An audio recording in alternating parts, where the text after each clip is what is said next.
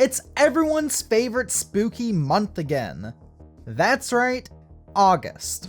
The leaves are falling off the trees thanks to widespread drought, folks are busy carving their Labor Day pumpkins, and most importantly, I'm feeling like playing some Castlevania. First released in 1986 on the Famicom, the original Castlevania game follows vampire hunter Simon Belmont on his quest to defeat the evil Count Dracula. And yes, canonically speaking, that's the same Dracula from Bram Stoker's Dracula, because that book is so old that it's in the public domain. Fun fact, if you want, you can put Dracula in anything. Try it out sometime. Anyways, Simon was one of many members of the Belmont clan throughout the ages who've laid the smackdown on Transylvania's favorite bisexual. And this is chronicled in depth by that original NES game, which also spawned a whole variety of sequels and remakes, with some of my personal favorites being Castlevania 3, Famicom version, Castlevania Rondo of Blood for the PC Engine CD, and Super Castlevania 4 on SNES. But today, we are talking about none of those games. Instead, we're focusing on the 4, technically 5, often forgotten Castlevania Game Boy games. Released between 1989 and 1997, these odd spin-offs would have their fair share of quirks. From eschewing series staple mechanics to WiiWare remakes to a game that was kicked out of the series canon, these are the weird Castlevania Game Boy games. Stuff We Play is made possible in part by our YouTube channel members and Patreon patrons, who support us for as low as $1 a month. Learn more about that in the description below. To begin our look at these black and white Belmont adventures, let's head back to 1989 and take a look at Castlevania The Adventure. Or is that pronounced The Castlevania Adventure? Actually, believe it or not, I think it really is the former pronunciation, but we'll get to that later. Now the plot here is pretty simple. See this guy? That's Christopher Belmont. His adventure takes place in the middle of the NES Castlevania timeline, 100 years after Trevor Belmont's prequel adventure in Castlevania 3, but 100 before Simon Belmont's adventures in Castlevania 1 and 2. Perhaps shockingly, this game has a really deep and heart-wrenching plot. Seriously, here it is in whole. Dracula is evil. Go stop him. Okay, it's a Game Boy game released the same year as the system itself. When you're from a time when Super Mario Land and Alleyway are considered modern contemporaries, I think it's a bit understandable to be light on story. But that's not the only thing CTA is light on. This game only has 4 stages. 4 total stages! That's as many as 4 ones. And that's terrible. Okay, all hyperbole aside, as short as that is, it is pretty par for the course for an early Game Boy game. Yeah, Super Mario Land had 12 levels spread across 4 worlds, but can still be beaten in half an hour if you know what you're doing. The same can be said for Mega Man Dr. Wily's Revenge, which only had 6 total stages. And side note, I was worried I might be mentioning Mega Man a lot throughout this video, so on my fiance's recommendation, I have a Mega Man swear jar on hand. I'll try my best not to fill it to the brim by the end of the video. Things get a bit mixed here when we look at the presentation. The graphics, actually pretty good for a Game Boy launch title. But at the same time, I would hate to have tried to beat this on an actual original Game Boy. I mean, first off, nothing, and I mean nothing, looks appealing when presented in black and pea green.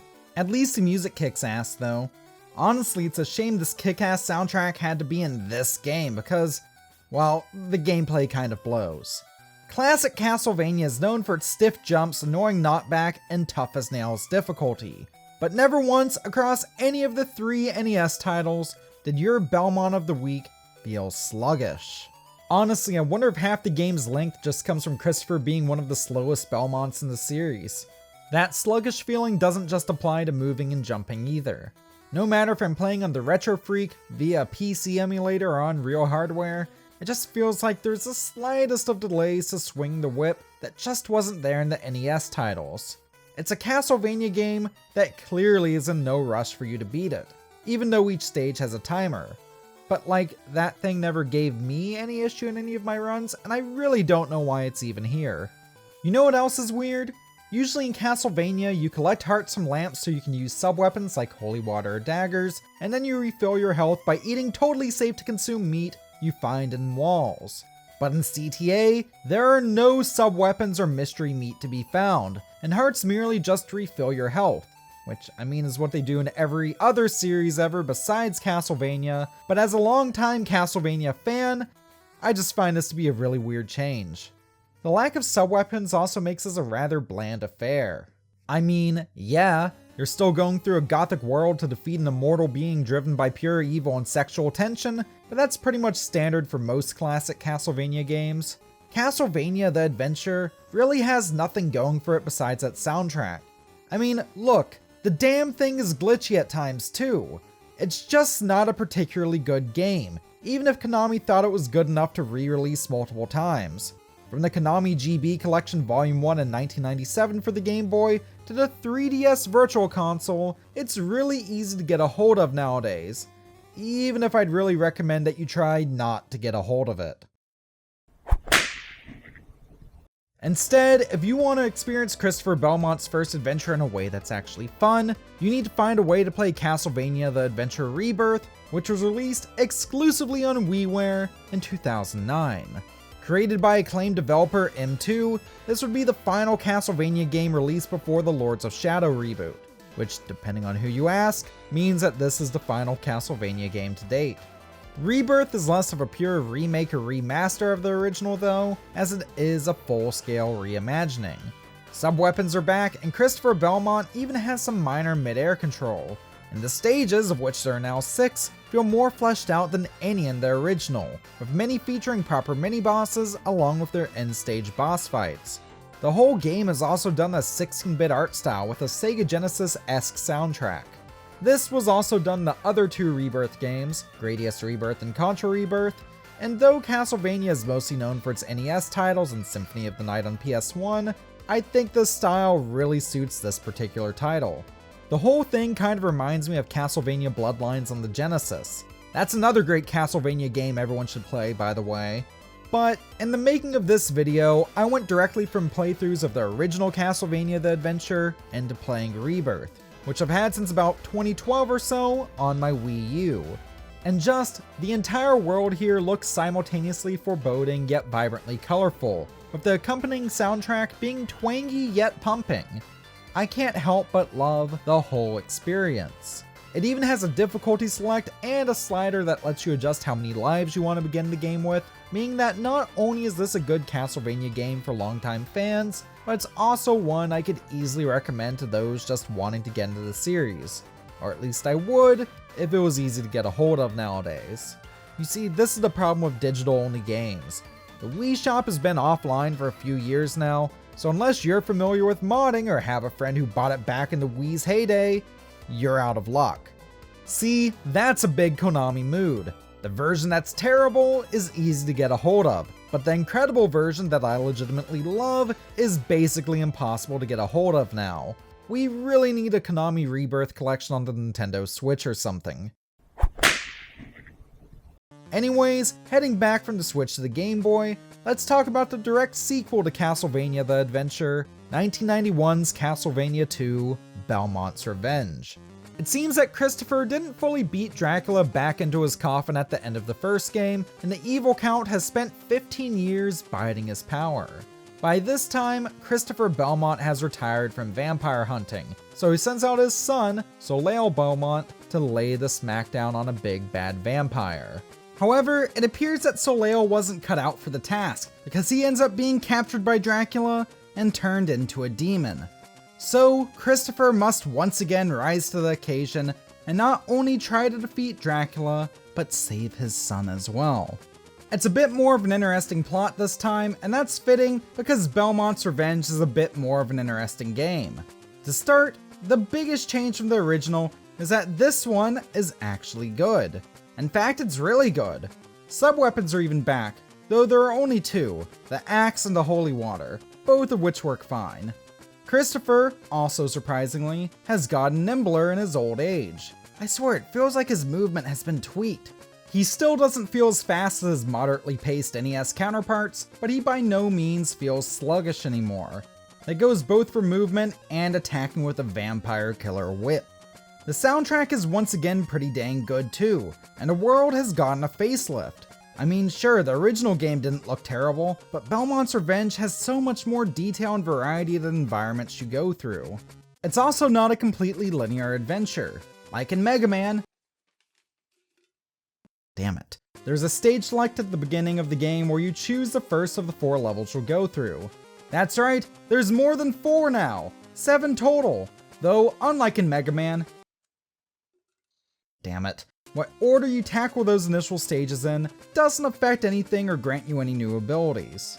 It's variety for the sake of variety, and as it lets players change things up a bit from playthrough to playthrough, I'm more than fine with that here. The whole adventure is just such a step up from that original game. Bosses are more menacing. Dracula's castle itself takes on a new meaning by acting as a final fortress. The final Dracula encounter is more memorable than a lot of the other games. Probably the best moment is when you have to actually fight Soleil. Father versus son, what a cool fight! It's probably my favorite of the games we're talking about today. That's actually on the Game Boy.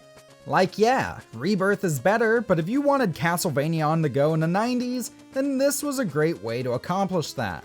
It's just a good game. So it's unfortunate then that it hasn't seen too many re-releases. Though it did get a re-release in one of the various Konami Game Boy collections in the late 90s, it never saw a re-release via the Nintendo 3DS eShop or got the remake treatment. That said, it was part of the recent Castlevania Anniversary Collection, so please try it out that way if you can. And speaking of games you should try really any way you can, the same sentiment goes for 1993's Kid Dracula. Set 10,000 years after the original Castlevania in a super cartoonish world, Kid Dracula is a remake/reimagining of a 1990 Japanese exclusive Famicom game of the same name. It's very obviously not a canon entry in the series, but that's fine. It's not meant to be.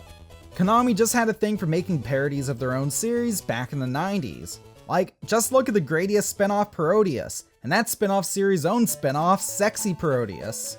Anyways, back to Kid Dracula. Kid Dracula, both the Famicom and Game Boy games, stars the son of Dracula. No, not Alucard.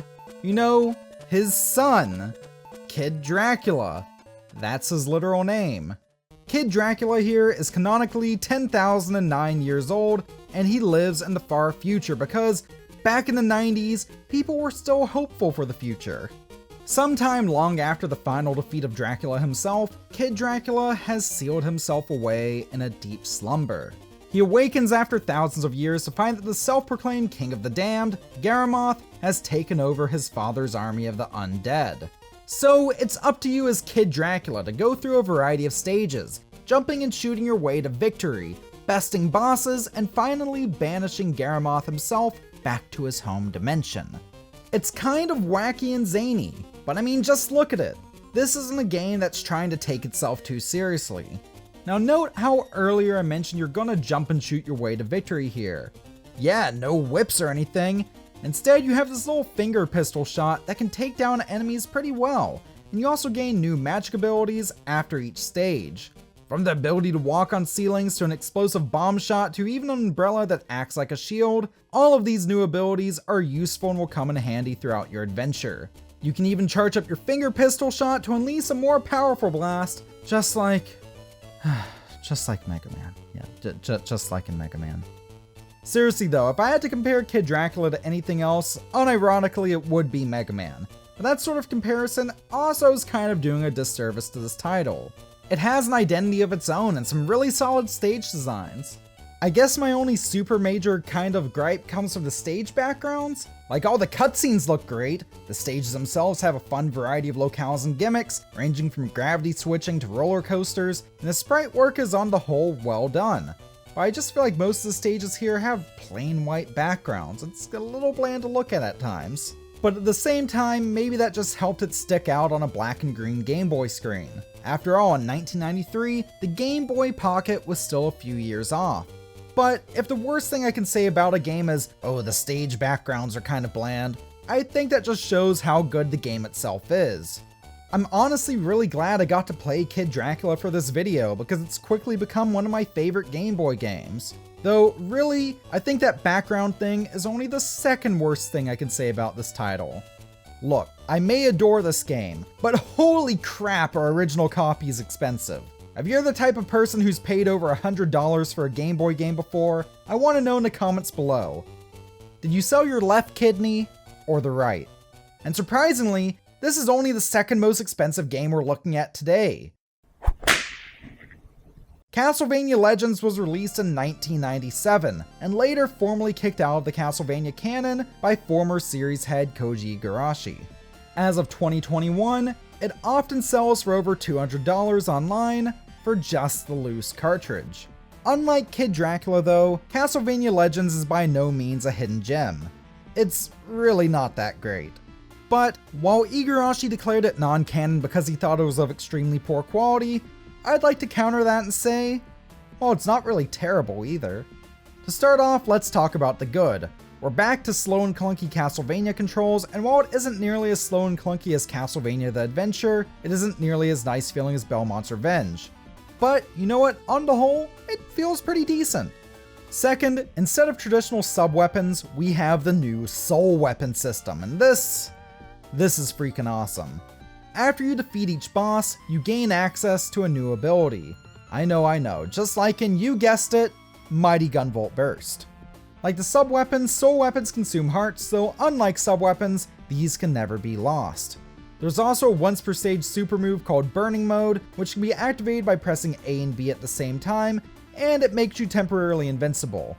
Oh, and it also temporarily doubles your walking speed and damage output.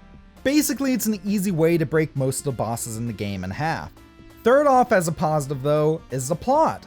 Yeah, there's an actual plot here, and I think it's pretty interesting. Castlevania Legends came out only a few months after Symphony of the Night on PS1, which is famous not just for its hokey voice acting and fast-paced action, but also for being a turning point of sorts gameplay-wise. Basically, every game up to this point in the series featured traditional level-to-level progression, but Symphony of the Night had more of an open, somewhat non-linear approach. And most 2D Castlevanias after this point would follow that same format. As such, Castlevania Legends here would actually be the final ever fully original 2D level-to-level Castlevania game. Like Symphony though, it does feature everyone's favorite son of Dracula, Alucard. And indeed, this was supposed to be his first canonical appearance. Indeed, Legends itself was supposed to serve as the origin story for the entire series. Sometime in the 15th century, a strange Transylvanian man in search of power made a pact with the devil to achieve immortality. He sought to become a demon king. Going by the name of Count Dracula, he vowed to use his power to conquer all of Europe. Unfortunately for him, the noble Belmont family lived nearby, among them being a 17-year-old girl named Sonia. And Sonia was special. That was because her grandfather had trained her to use a special whip, which was dubbed the Vampire Killer. Now, why is it so special, you may ask? Well, that's simple. According to the plot, Grandpa Belmont also managed to infuse it with mystical bullshit powers. Sonia later met a very attractive and well-spoken man named Alucard. Though initially shocked when she learns that he's the son of Dracula, she begins to bond with him after learning that he seeks to defeat his father as he feels repulsed by his evil deeds. It's also pretty heavily implied that Alucard and Sonia also develop romantic feelings for one another, and also that she has a baby thanks to him. So that technically means that according to this timeline, all of the Belmonts are technically descended from Alucard. Anyways, one day the Belmont family home is destroyed by a horde of Dracula's minions, killing Grandpa Belmont in the process. Thus, after taking the Vampire Killer whip from his corpse, she sets off to put an end to Dracula's reign. Now, of course, keep in mind that this is a Game Boy game. Most of that stuff outright isn't told in game, and good luck finding a manual. There are a few cutscenes though, such as this one from right before you fight Alucard. Oh yeah, by the way, for some reason towards the end, Alucard feels the need to test you so he won't have to worry about you facing off against his father. Because, you know, that somehow makes more sense than just teaming up with you to defeat him. And then, despite y'all having feelings for each other, after the fight, Alucard decides to seal himself away because reasons. Look, I know nobody plays Game Boy platforms for the plot, but I just find this to be really odd. What I find especially odd though, is how janky this game looks compared to Belmont's Revenge or especially Kid Dracula. Like a few bosses here and there have large detailed sprites, but the rest of the game is nothing to write home about. Well, actually the character portraits also look pretty good. Like seriously, just look at Alucard, he looks fantastic here. On the flip side though, look at Sonya. If she was any more basic looking in sprite form, you'd think this was a Pitfall throwback. It doesn't help that Legends is also short. There's only 5, technically 6 stages. While I think it's cool that there are collectibles scattered throughout the game, all you get for obtaining them is an optional boss fight, an extra magic ability, and an extra cutscene at the end. Seriously, I'm just surprised at how short it is, and some of the level design is kind of boneheaded too. Some stages border on maze-like and have what feel like random dead ends. Some sections feature enemies that seem to drop out of nowhere. There's an over-reliance in some sections on these annoying-ass climbing ropes, which granted, were in the earlier 2 Game Boy games and not super great to deal with, but they feel especially annoying here. Perhaps the most baffling decision made here is the save system. Yeah, this game came out in 1997. Being able to save your game was a standard feature at that point, and the Legends cartridge did have a save battery in it, exclusively in Japan. The rest of the world got stuck with an old school password system. And I just can't help but ask, what the hell, why Konami? Oh well, at least it gives you the option to put in an overpowered super code. That even gets you the super powerful secret magic ability from that secret stage. Goodness, I really do like those soul weapons. The thing I feel most conflicted on here is the music. I think a lot of the compositions have unique ideas, with the rendition of Castlevania 2 Simon Quest's Bloody Tears at the beginning reminding me a bit of a few Toho pieces I've heard. But also, the kind of driving rhythm guitar-esque bit seems to overtake the piece as a whole, making it sound a bit messy. And honestly, it sounds kind of a bit messy, goes for a lot of the OST here. Not overall bad per se, but definitely not polished to the point of perfection that your average Castlevania soundtrack is. And now that I think of it, unpolished is the best way to describe Castlevania Legends. It's by no means as unbearable to play as Castlevania the Adventure, but perhaps in some ways it's a bit more disappointing than that title. CTA at least had the semi-excuse of being out near the Game Boy's launch. Legends, on the other hand, was released a full 8 years later.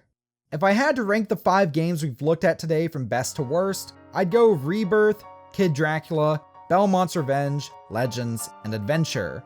It's quite a range in style and quality, and I'm really glad I got to look at all of them today.